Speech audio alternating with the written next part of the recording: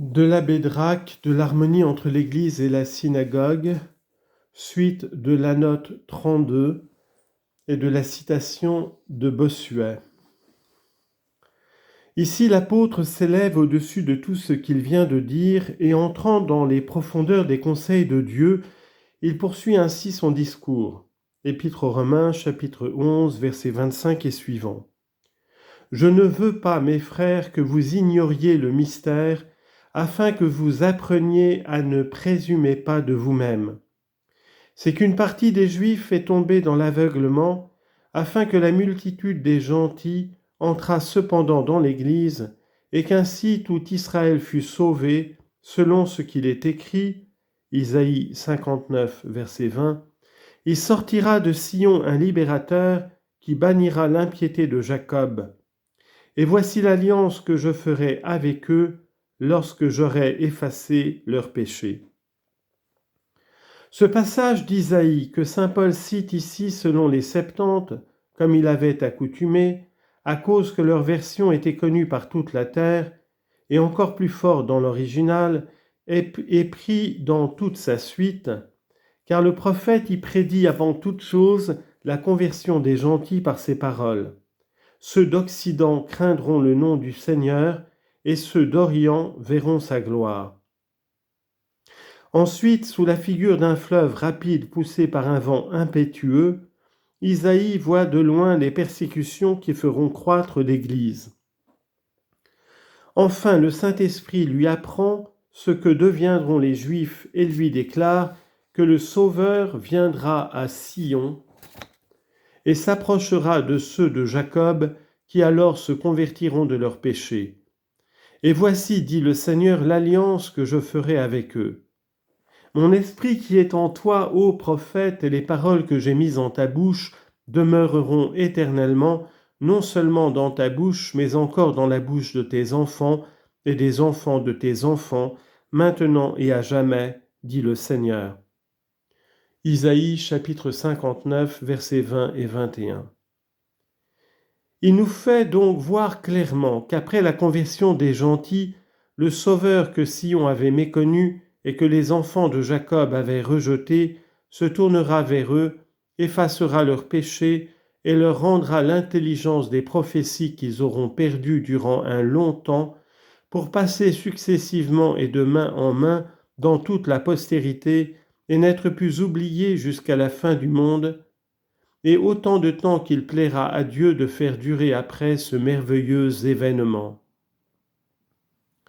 Ainsi les Juifs reviendront un jour, et ils reviendront pour ne jamais s'égarer, mais ils ne reviendront qu'après que l'Orient et l'Occident, c'est-à-dire tout l'univers, auront été remplis de la crainte et de la connaissance de Dieu.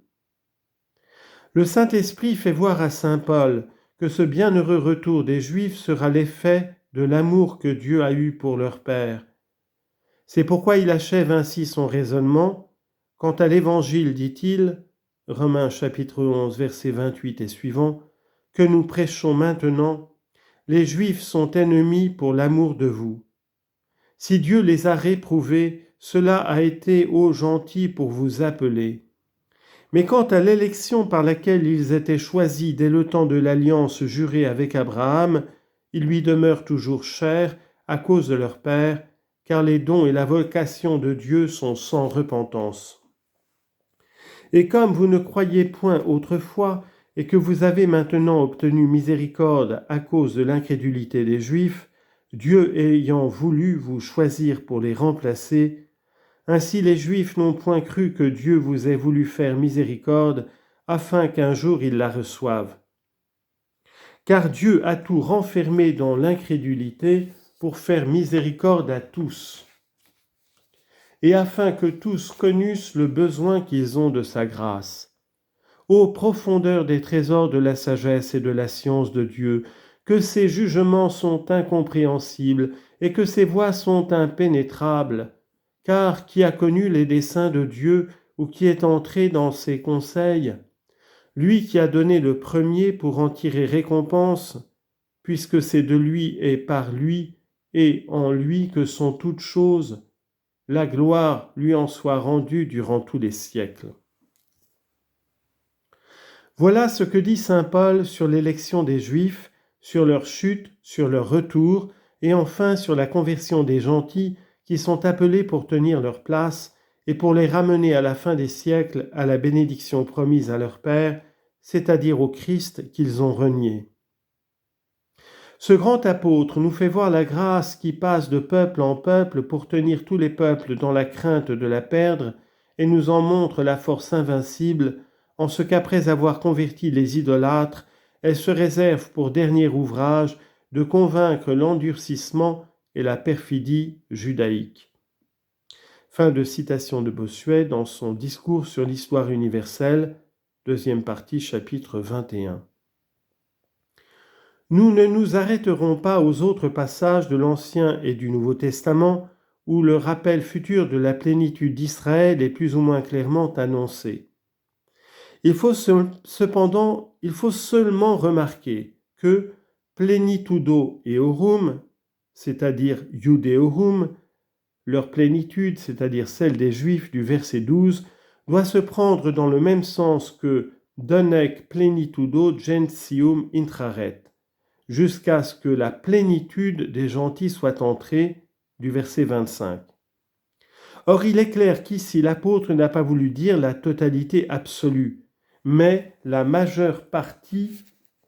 Les Juifs de même ne se convertiront pas tous sans exception, mais en grande majorité.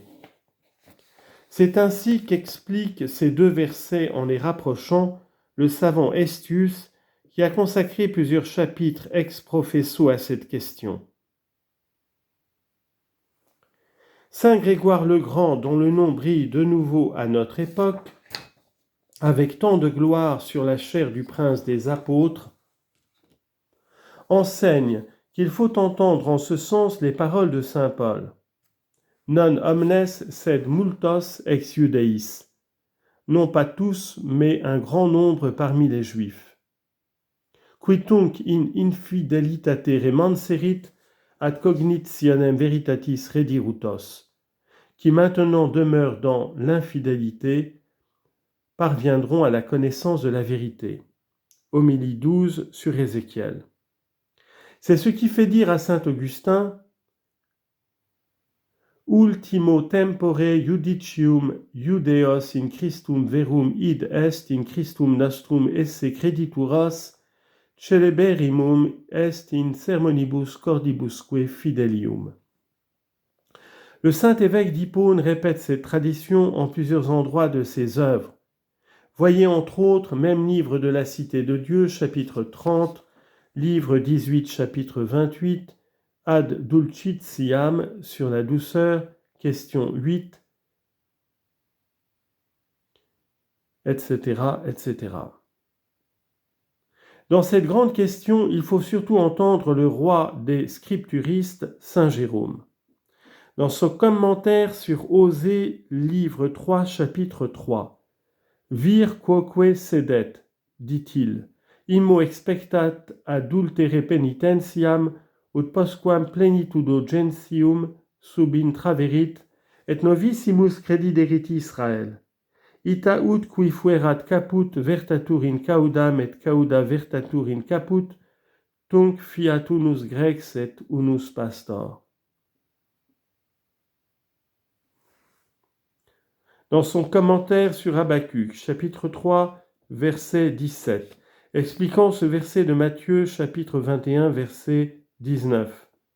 Non afferes fructum usque in seculum. Et diligenter considera, dit-il, qui dixerit non afferes fructum in seculum, non aitusque in secula seculorum, sed cum seculum istud per transierit et intraverit plenitudo gentium, tunc etiam ec ficus afferet fructus suos, et omnis Israël salvabitur. Ainsi que son commentaire sur Malachie, chapitre 4, versets 5 et 6. Ces passages si clairs ne permettent pas de douter si saint Jérôme admettait le rappel futur des Juifs. Cependant, quelques-uns ont voulu voir dans d'autres passages du Saint-Père une opinion différente. Tels sont principalement les trois suivants. Commentaire sur Isaïe, chapitre 11, verset 11. Commentaire sur Malachie, chapitre 4, final. Commentaire sur Saint Matthieu, chapitre 17, verset 10. Mais pour peu qu'on y fasse attention, on voit que le saint commentateur de l'Écriture ne se contredit nullement. Dans le premier passage, saint Jérôme dit simplement que les paroles du prophète en cet endroit doivent s'entendre du premier avènement de notre Seigneur, et non de la fin du monde, lorsqu'Israël sera sauvé à son tour, quand la plénitude des gentils sera entrée dans l'Église. Il s'en faut qu'il nie ici le rappel de tout Israël à la fin des temps. Dans le second passage, il parle du Messie imaginaire des Juifs qu'il appelle pour cela d'un autre terme, quoiqu'ayant la signification de Messie, Eleimenon Soum, leur oint. Les Juifs supposent qu'avant son avènement, Élie le précédera et rétablira le culte mosaïque tel qu'il était observé autrefois dans la Terre sainte, bien entendu sans égard à son abrogation par Jésus-Christ. C'est là le véritable sens des paroles de saint Jérôme qui, certes, ne veut pas nier ici le rappel futur des Juifs après avoir dit quelques lignes plus haut, et le cœur des fils vers leur père, et les Juifs et les chrétiens. Ensemble, se soumettront à la religion du Christ. Tel est aussi le sens du troisième passage. Ce qui le prouve, c'est que saint Jérôme dit « et restituat omnia in antiquum statum ». D'ailleurs, traditio phariserum, ou tradition des pharisiens, n'équivaut pas toujours à tradition fausse, car les pharisiens assis sur la chaire de Moïse étaient aussi les dépositaires de la vraie tradition.